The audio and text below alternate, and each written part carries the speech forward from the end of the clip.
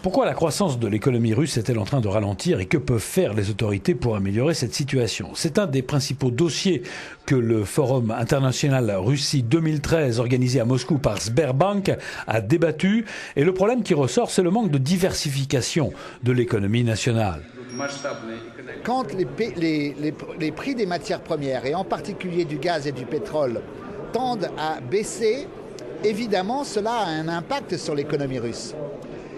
Et à ce moment-là, les problèmes structurels, les manques de diversification réapparaissent. Avec 1% de croissance au premier trimestre 2013, la Russie est impactée par la crise européenne et pour certains, Moscou doit utiliser ce signal pour améliorer la situation de son économie. Établir le bon diagnostic est très important et c'est réconfortant pour les investisseurs quand le gouvernement a une bonne évaluation de la situation dans le pays et qu'il prend les mesures nécessaires pour la changer.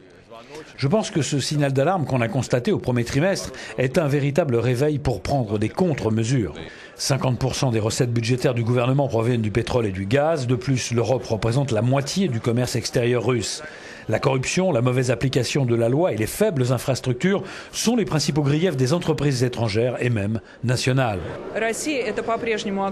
La Russie est toujours un marché important avec de très riches ressources naturelles, mais les prix élevés des matières premières n'arrivent plus à masquer les problèmes structurels de l'économie. Cette situation a commencé à influencer les priorités des investisseurs. Из Москвы для Евроньюз.